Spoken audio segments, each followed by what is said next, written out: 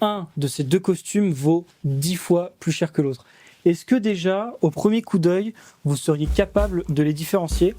Et attention, parce que cette erreur vous coûtera 3 000 €. Et lorsqu'on parle de sommes pareilles, ça devient obligatoire de comprendre ce qu'on achète pour comprendre les différences qui expliquent un écart de prix aussi délirant. Mais surtout, après avoir décortiqué ces deux-là, on va se demander est-ce que ça vaut vraiment le coup de mettre autant dans un costume et surtout de payer 10 fois plus cher pour un vêtement qui remplit la même fonction. Au-delà du simple versus qui vous a fait cliquer sur la miniature, c'est un peu l'objectif caché de cette vidéo. C'est à cette question qu'on va essayer de répondre aujourd'hui en décortiquant mon premier costume bespoke à 3 000 €. Mais avant ça, on va rigoler un bon coup en regardant le tout premier costume que j'ai eu, que je portais lorsque j'étais ado. Donc je faisais un peu de tri récemment et je suis retombé sur ce costume et c'est ce qui m'a donné envie de faire cette vidéo. D'ailleurs, je suis quand même curieux, est-ce que vous aviez deviné du premier coup d'œil lequel était à 300 et lequel était à 3000 €?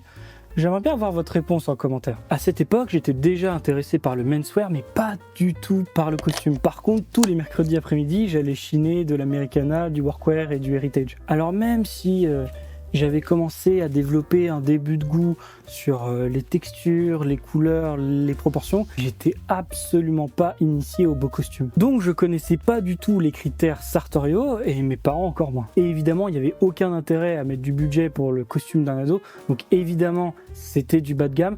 Il était autour des 275-290 à l'époque.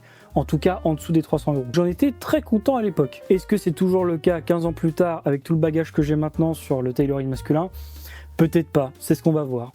Alors déjà, je suis fier de pouvoir dire que je n'ai jamais porté de revers slim. Alors certes, ils sont beaucoup plus étroits que ce que j'ai l'habitude de porter maintenant, mais ils sont pas ridicules non plus. La confection et la matière sont pas incroyables, voire pas terribles, mais à ce niveau de prix-là, on peut pas faire des miracles non plus. Alors oui, le costume est un peu petit maintenant, hein.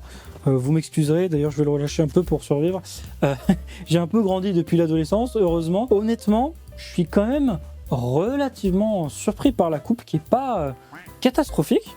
Honnêtement, alors certes les manches sont beaucoup trop courtes. Le tissu aussi est assez joli même si la main est affreuse. En revanche, là où ça pêche, c'est vraiment le pantalon trop bas et sans pince. Je me rappelle que je l'avais même fait un petit peu resserrer en retouche. Grosse erreur de ma part, évidemment, même si honnêtement, il était déjà assez slim au départ. Pas assez long non plus pour faire un bas revers, ce dont je me souviens aussi. Par la suite, de par mon parcours professionnel dans la mode masculine, j'ai eu la chance de pouvoir construire mon vestiaire avec de très beaux costumes sur mesure, dont mon premier costume bespoke qui avait été réalisé dans le cadre de 2 articles. À l'époque, il valait environ 3 000 €.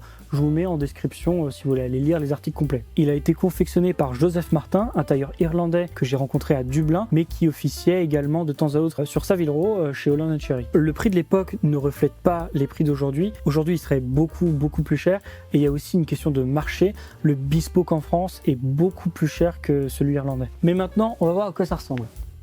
Ici, il n'y a pas photo, c'est 100 fois meilleur à tous les niveaux, que ce soit le tissu qui vient d'un drapier reconnu, la confection artisanale bespoke ou même le patron personnalisé unique qui permet d'avoir une coupe vraiment plus raffinée. J'avais dû néanmoins compléter les retouches en France parce qu'on n'avait pas eu le temps de le finir en Irlande lorsque j'y habitais, donc je me souviens d'avoir dû raccourcir un petit peu les manches et recintrer le pantalon qui était vraiment trop grand. Aujourd'hui il est un petit peu serré, pas autant que celui à 300 mais quand même, il mériterait une bonne retouche pour lui donner une seconde vie. Cela dit, si c'était à refaire, je changerais quand même 2-3 trucs. Déjà je ferais un revers plus large avec un cran plus bas, la veste je ferais plutôt un bouton plutôt que 2 boutons et pareil le boutonnage un petit peu plus bas. Sur le gilet enfin j'aurais plutôt fait un croisé assez court avec un revers col-châle, ça aurait été magnifique. Dernière chose, j'avais pas pu choisir les boutons et ils sont un petit peu trop clairs à mon goût, je les ferais plutôt marron foncé en réalité. Ça fait des années que je procrastine sur le fait de changer tous ces boutons. C'est dommage parce qu'en vrai ça me pousserait à le porter davantage. Il y a une dernière question de style. Moi j'ai un style qui est sartorial mais peu formel, ça veut dire beaucoup de dépareillés, beaucoup de pièces empruntées à d'autres registres, etc. Pour moi, un tissu aussi lisse, fin et formel, c'est pas si facile que ça de l'insérer dans mon vestiaire. À refaire, je choisirais un tissu plus lourd et plus texturé. Alors maintenant qu'on a vu les deux, évidemment, il y en a un qui est largement supérieur à l'autre. Il n'y a pas débat, que ce soit sur la coupe, la matière, l'épaule, le revers, les deux n'ont rien à voir. Mais après retouche sur une coupe, on peut bien s'en sortir sans y mettre 3000 €. Et surtout, finalement, en termes de style, ils sont pas si éloignés. Après tout, ça reste deux costumes bleus. Ok, il y en a un qui est en 3 pièces avec un revers en pointe, mais si j'enlève le gilet, on conserve le même usage. Alors finalement, est-ce que ça vaut le coup? Et si comme moi, vous êtes un passionné et que vous êtes très exigeant sur les proportions et les détails, honnêtement, en demi-mesure industrielle et surtout en petite mesure artisanale, vous faites déjà 95% du chemin. Pour moi, l'intérêt du bespoke, il démarre réellement lorsque vous voulez commencer à créer votre propre signature stylistique parce que vous ne le retrouvez nulle part ailleurs. Après, est-ce que je mettrais 300 € dans l'autre costume aujourd'hui ?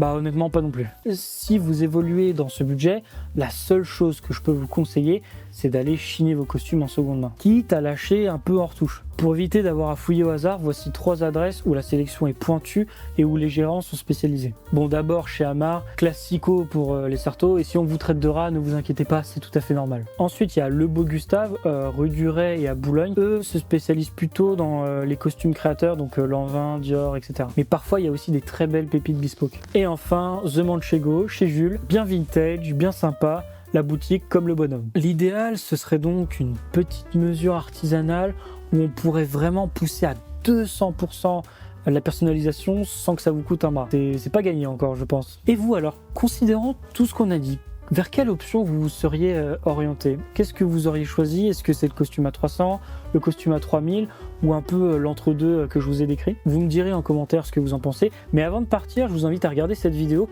où je décortique vos tenues. Et si vous voulez participer, tous les liens sont en description. Et sur ce, je vous dis à bientôt pour votre rendez-vous style sur Art of Style.